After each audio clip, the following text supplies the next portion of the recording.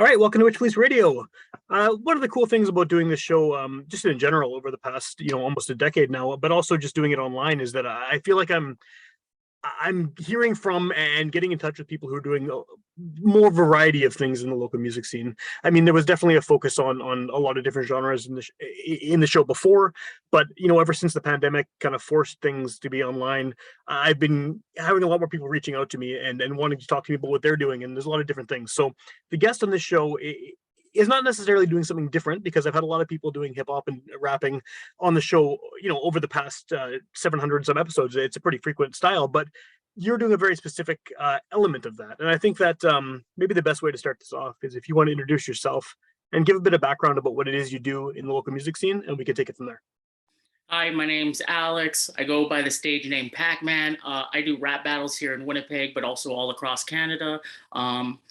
I've started rapping through battling, and that's what I've enjoyed. I enjoy the comedy aspect of rapping as well, so that's why I chose battling.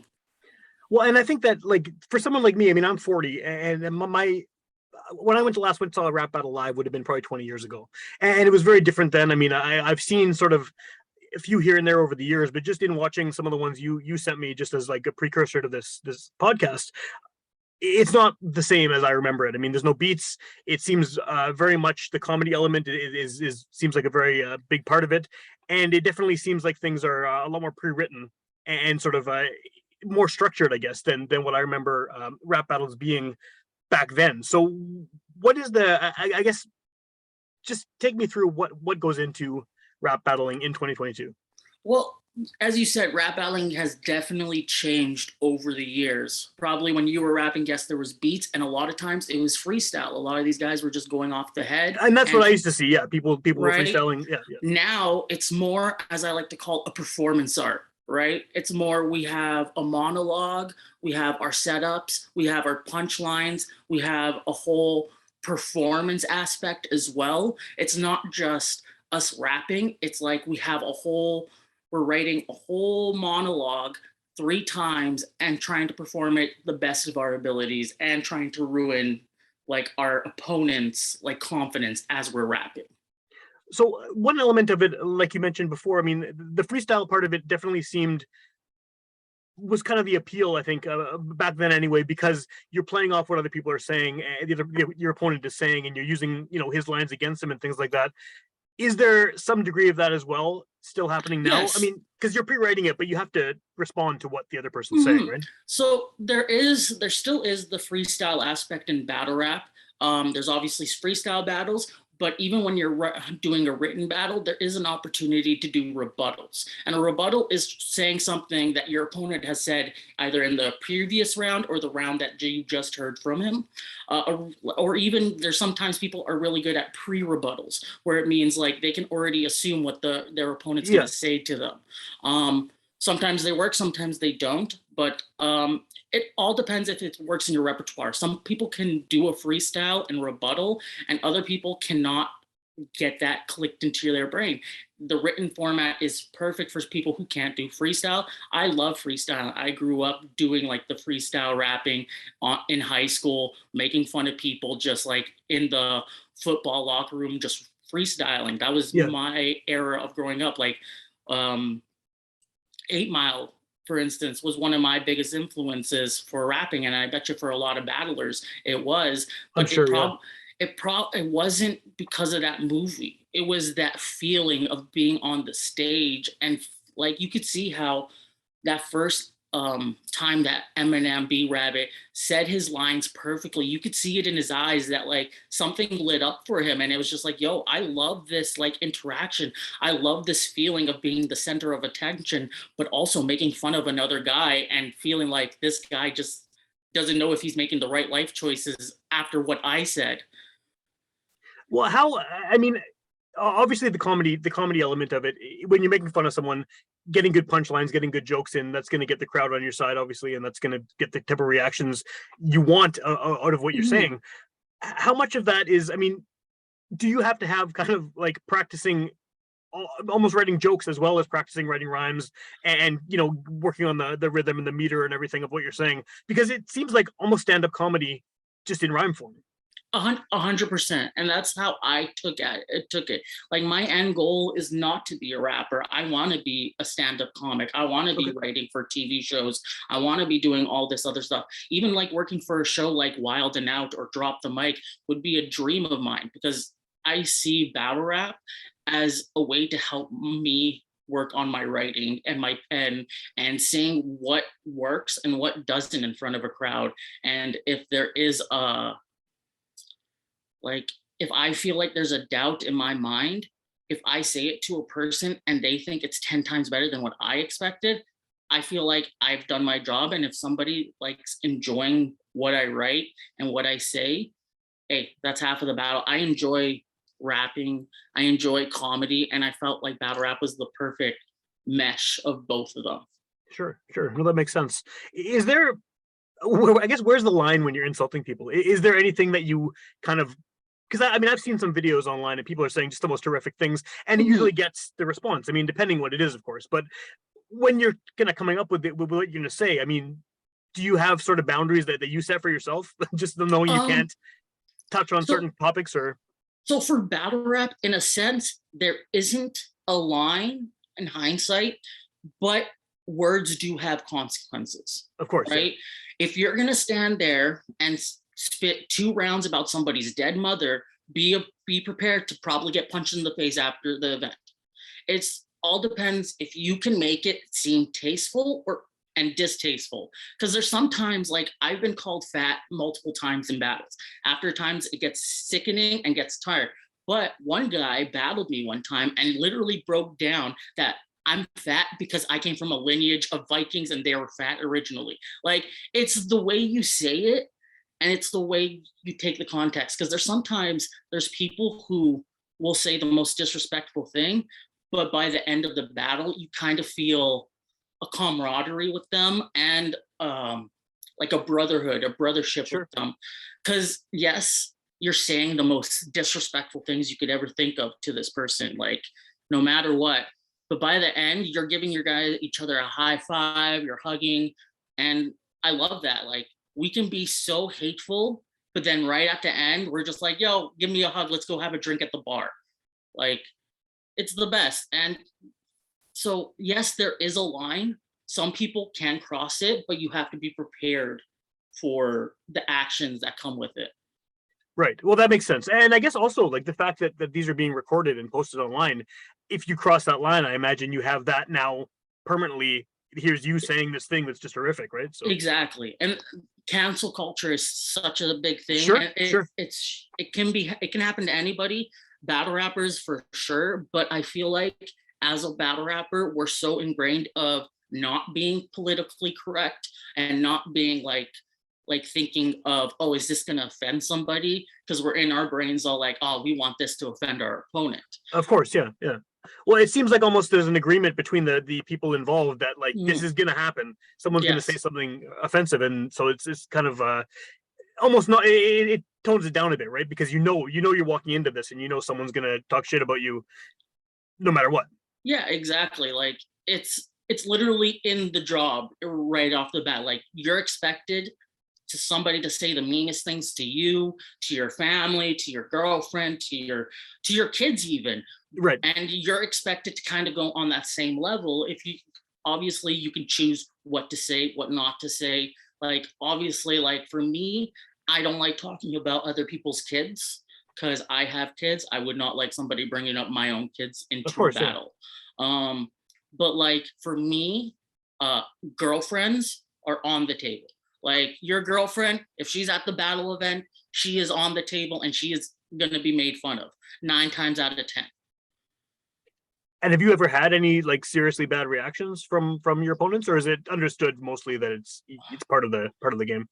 I haven't had a bad reaction per se. I've had a bad moment for another person. So I went out to Medicine Hat for a rap battle, and it was like we both me and my opponent had about, like, let's say 2.5 months to write. So it's a pretty big gap to write, because usually you only get like 4 to 6 weeks to actually write for a battle, Okay. prepare, and like have it memorized. Well, that's interesting. I Um, didn't realize it was that much of a lead time. That's okay. yeah, we actually sometimes it's even shorter depending if you're a last minute replacement as well. But yeah, I went out to Medicine Hat. I did this battle, and first round I killed it. I was so proud of it. Then the guy goes to his first round and he's not saying a word. Like he's just silent. And I'm all like, okay, in my brain as like a comic, I'm all like, maybe his first round is just gonna be like, you're trash. I don't like you. I don't need the first round. The second 2 rounds are going to be Right. his golden rounds. So okay, go through my second round, finish, and then on him, still he's not saying anything. And then now I'm like paying attention to him because like during his rounds, I'm like practicing my round in my head and going over it. And I'm looking at his body language, and you like know when you're nervous and you don't know what to do with your hands, and your hands are Sure. just like moving back and forth. And that I could see it like by his side, just like clenching and being nervous. And the guy who ran the league was his cousin. And all of a sudden, you just hear from his cousin be like, "Is this all you got, man?" Like, and then the guy's face just turns white and he starts crying. Oh And wow. like, as a person, just all like, yes, we're here to say mean things to each other.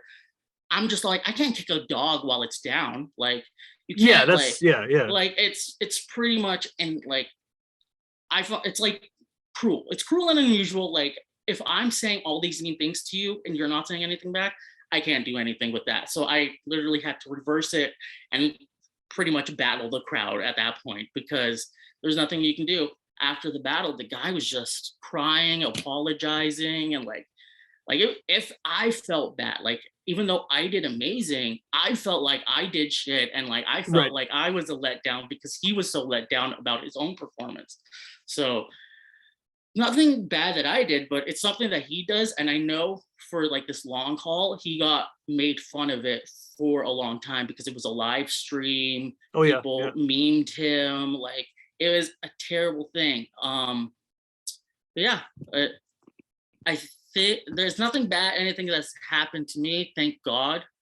Obviously, like my first battle, if I was to watch it again, I would regret it because Yeah. Yeah. man, that was I cringe just thinking about it. Just Yeah. Does I guess like, do you have any concerns about that? Having all of this stuff documented and online. I mean, obviously you're going to get better with every battle and every year, and mhm. with all this practice. Like, does it bug you that this stuff is still floating around, or are you No, just accept it? honestly, no. I like that I can go back to my first battle and watch it and be like, wow, I grew so much Right. from this first performance. I like having that negative things of mine or like failures of mine because you learn from that. Like every battle that I've lost, I've learned something from it or know what I need to change a tiny bit to make my style work for all across Canada and not just Winnipeg. Right. Well, maybe that's a segue to another topic here is the nationwide aspect of it. Obviously, it's become such a big thing in recent years, rap battles in general. I mean, you watch some of these kind of high profile ones, and there's hundreds of people in the crowd. Mhm.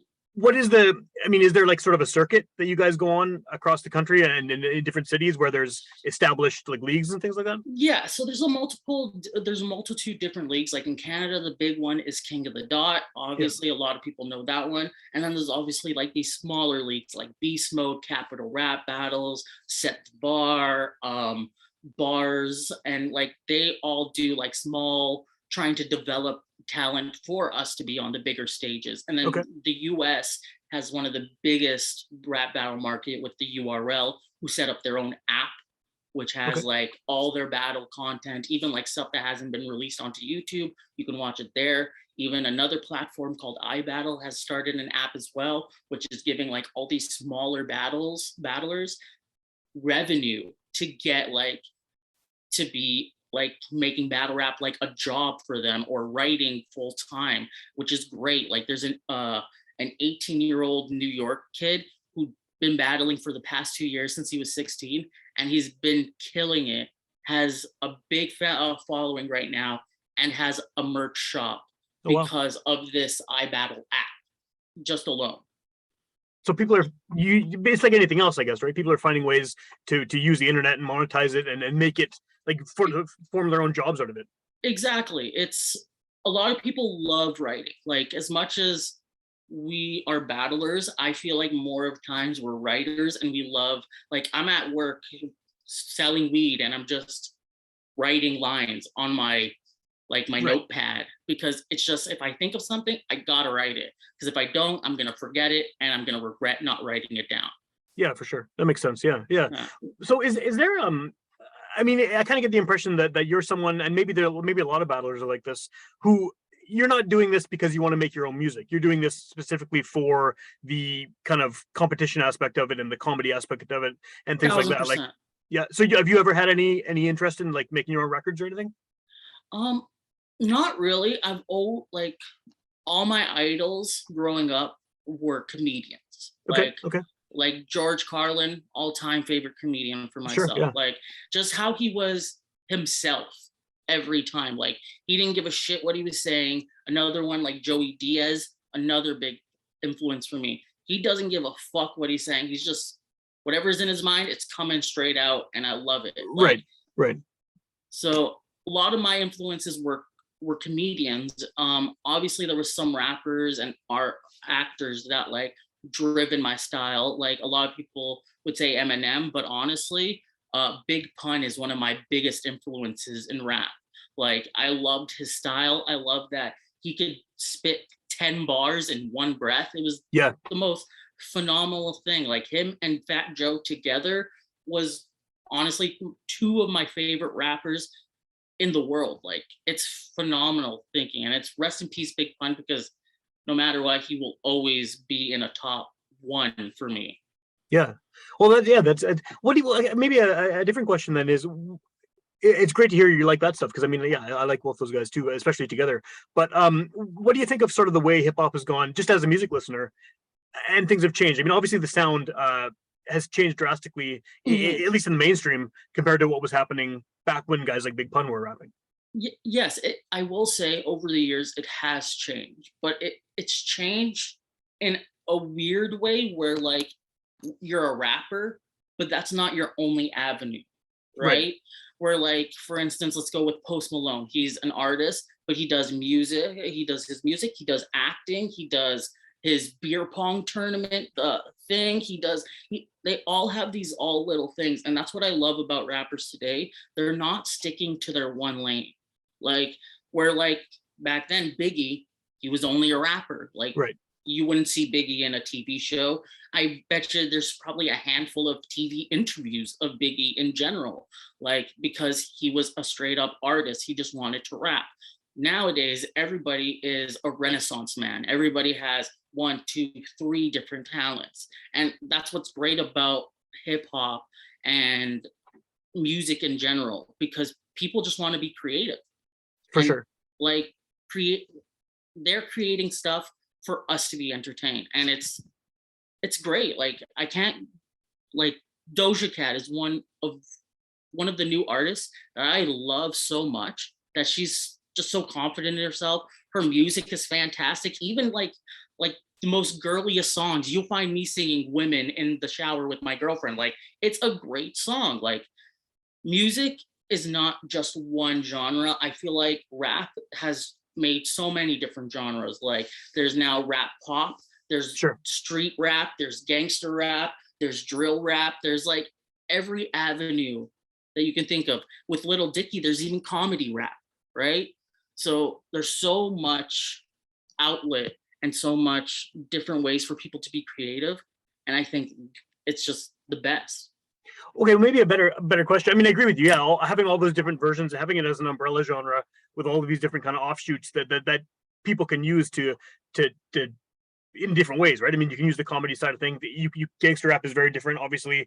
Everything is. But do you think that I guess the focus, at least 30 35 years ago, 25 years ago, the focus was on lyricism, and you're in a field where lyricism is important, where lyrics are kind of the be all end all, and not obviously this doesn't apply to everyone, but there seems to one of the shifts in sort of the popular rap seems to be that lyricism isn't as important as it was in the 90s, right? I mean, and this is also Yeah, me it's saying, more it's I'm an old man, more get off like my a lawn, but character. Like people are more now a character. They're more of like a pro wrestler, as I can Sure, say. sure, yeah, yeah. Like they're dialing themselves up to an 11. Like it's still them, but they're just so flamboyant and so androgynous that they just got to be themselves. And sometimes they're just faking it. I bet you anything, if we're like Little Nas X, I feel like 95% of the time he's not worshiping the devil and trying to pole dance 95% of the time, even though like he flip-flops from being gay to bisexual to straight. I just think he's just trying to be himself, and he's just confused, and that's it. Like I feel like we're like people are just wanting to be themselves, and like if we're gonna stop them, like because people are so upset about random little things about hip hop. Like Lil Nas X, I feel like is a great person to have in hip hop because it's bringing out the stereotypes of like, oh, there's no gay rappers. There's a ton of gay rappers. Are you Sure, yeah, kidding? yeah. Like Young Thug was one of the original gay rappers that people are now like not thinking about anymore. But since Lil Nas is now twerking on the devil, it's now, oh no, can't happen. He's gay. No, we've had gay rappers. It's just now that Lil Nas X is expressing himself, it's outrageous. It's not. It's we're all artists. We all want to put something out, and that's all that matters.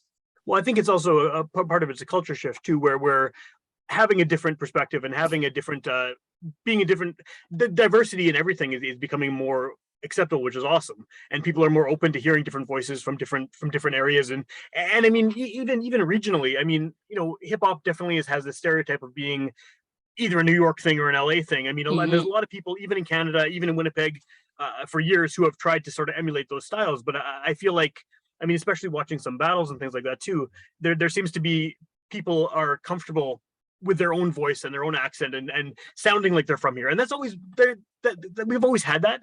But I think that the more people sound like themselves and sort of representing where they come from and who they are, the better Mm-hmm. the music's going to be in general, because there's no bullshit there. Like there's no like sort of layer of disguising yourself and trying to be someone else. Exactly. Like as I like to say, confidence is key. And if you don't feel confident in what you're saying, people won't feel confident in what you're saying. Sure, yeah, yeah. Like confidence is one half of the battle. Like if I went into the battle being like, yeah, my name's Pacman, it's great, no one's gonna think of it. But as soon as I like puff my chest out, have my angry voice, and start yelling at somebody in their face, that's more believable than me just being quiet and just Yeah. rapping my round normally and me talking. Because it is, you are that character. You need to be put up to 11, as I said before. And it's rap. Like just put your what you feel on the paper, and even if you don't feel like you like it, somebody will react to it. I've had bars where I've wrote and I'm all like, nah, this is not, this is gonna be the worst bar at the event. And then it's the loudest one. And I'm just like, Yeah. I didn't even write that to be the punchline. I wrote that to be the setup to the punchline. So it everybody has a different outlook, and what you think might be the worst thing might actually be the best thing for somebody else. Sure, sure. Well, and then you can always use that to develop for the next one too. Is like, oh, this hit, this worked. This Mhm. this this thing that you didn't even think was going to be the punchline. Exactly. Yeah, yeah. It's working out your own material like stand-up comics Like do when comedy. they Yeah, go, yeah, when they go up to an open mic night, they're trying new stuff. If it hits, they keep it. If it doesn't, they're just like, okay, we'll throw it away or we'll try it at the next event. yeah, yeah.